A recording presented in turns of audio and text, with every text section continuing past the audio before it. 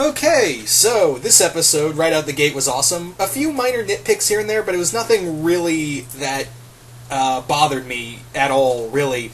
This has probably been by far the best episode of the season. I mean, yeah, it's only been 3 episodes so far, but out of the 3, this is probably the best. It's kind of like in season. It's funny too because season 1, the best episode after 2 episodes of just Freak of the Week. Then we got Captain Cold, and that episode was pretty freaking awesome. And then we moved on with this, and we had also a Captain Cold episode that began with this season, and it's pretty awesome. So a lot of this, there's a lot of background for Legends of Tomorrow. I mean, obviously, yeah, we're going to be seeing a lot of building with that, and we especially see it in here.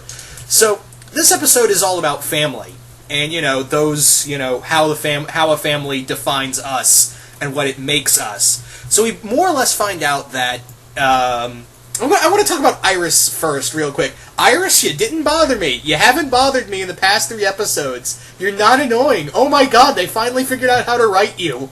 Oh. Finally. Well, hopefully this will continue. But yeah, let me just say, I do love that opening between Barry, when Iris is trying to stop 2 guys, Iris is caught in the middle of something and she has to call Barry to come in and save her. And I just love the casual dialogue between them. And I was like, God damn it, why aren't you 2 a couple yet? Because seriously, you just forget, with that just one scene, you forget that these 2 are meant to be together. Kind of like how Dinah and Oliver were supposed to be. Isn't that right, Felicity? Not going to talk about that now. Anyway, so what did I want to say with this episode? What else did I want to say about Iris? Oh yeah, when we find out about what happened with Iris's mother, is that we find out with her is that she was a drug addict, and Joe told her to leave, and when she left, Joe told Iris and Barry that she died at a young age, while Iris was still young. So at first I was thinking, when they were going to do the confrontation, I was thinking to myself, oh god, here it comes. He's going to tell her and be completely honest with her, and, beg for her forgiveness, and she's going to go flying off the handle. It's going to be a mess. It's going to be a shitstorm, and she's going to blame Barry for knowing first. She's going to blame Joe for not telling her the truth, and for some reason, she's going to blame her mom for leaving. It's going to be a total shit show. How wrong was I? Oh my god.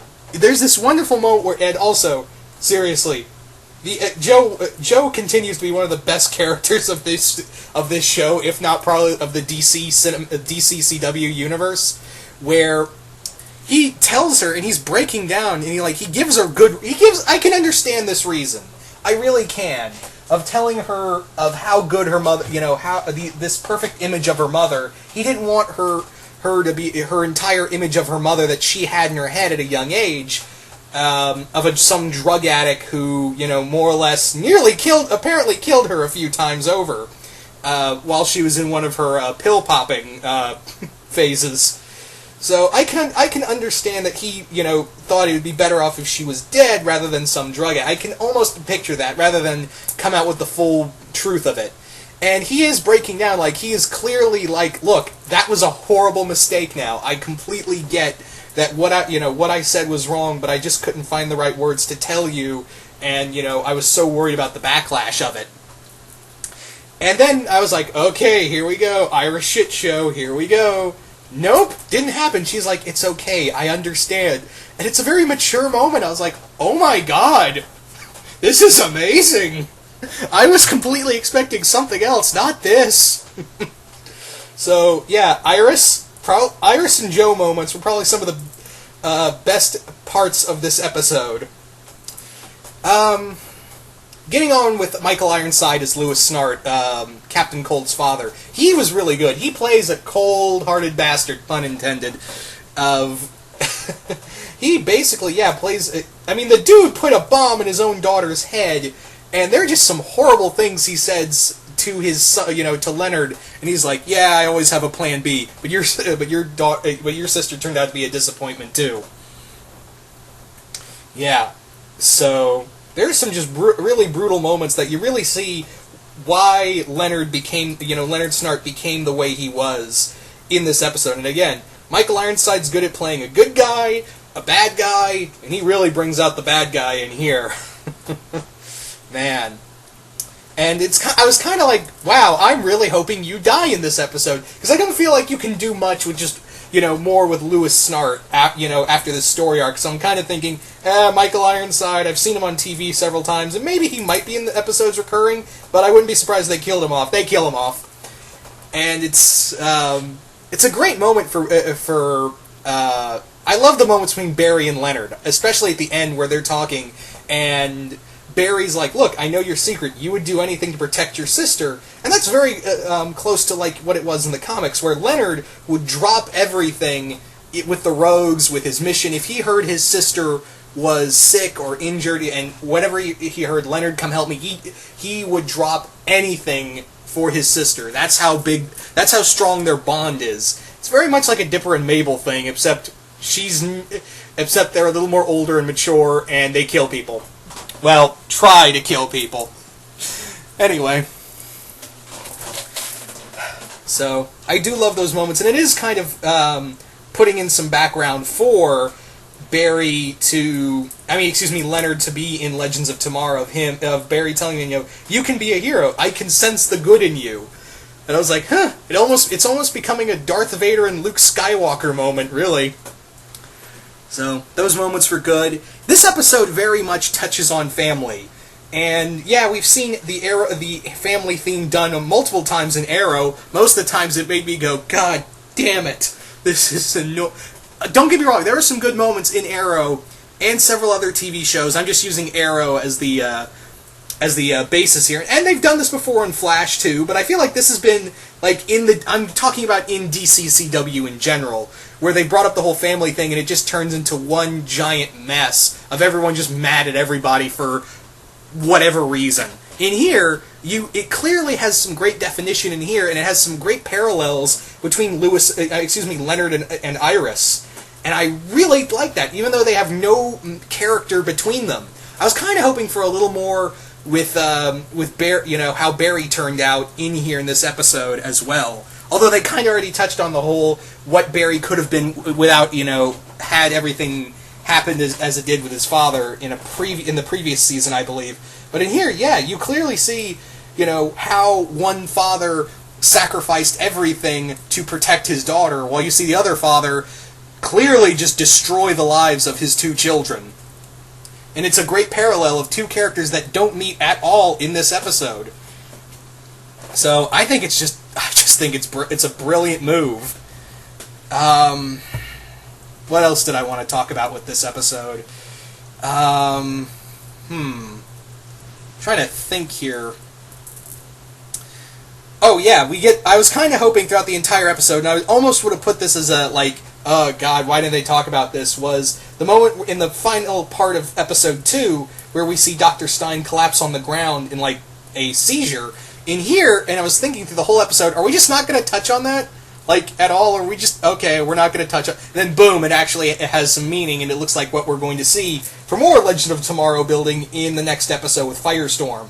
I'm also hoping we get some stuff with what happened at the end of that episode, because I was like, oh my god, holy shit, with who showed up at the end of tonight's episode, because that made me go, oh boy.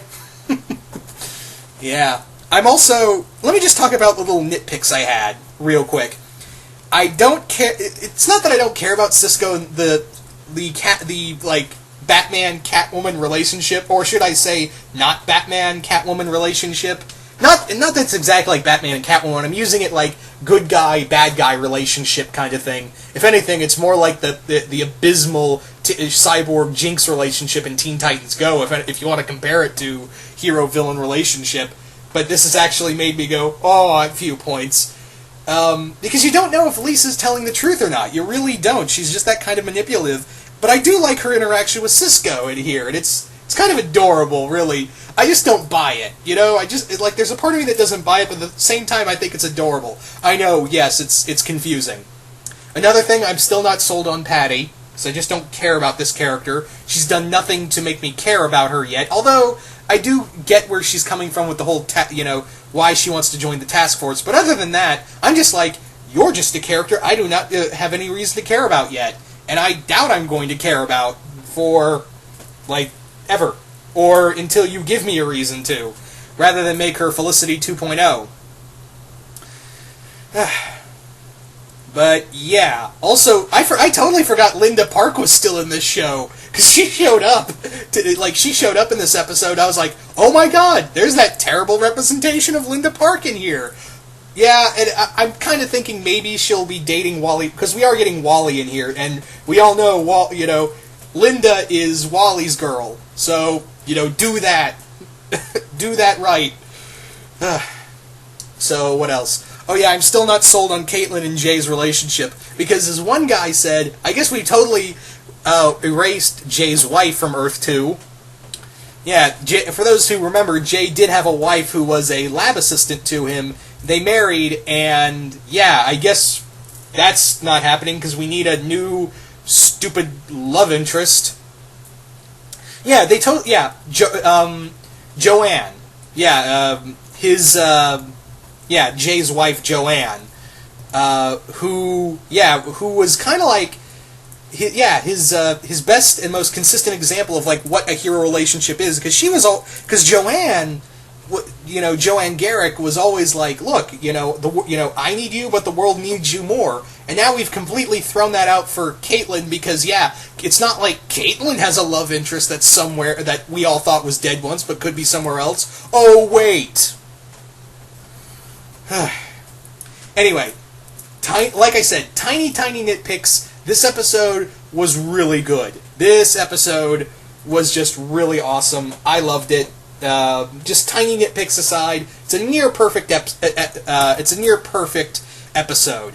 So you guys tell me, what did you all think of this episode? Did you guys like it? Did you guys hate it? And what did you guys think of Earth 2 Wells coming in at the end? Do you guys think he's Zoom? Do you guys think he's someone else? I don't know. I don't think they're going to make Wells another. Wells is the bad guy. I think there's something else going on there. But yeah, just comment below, let me know. And once again, hope you all enjoyed this review, and I will see you guys later.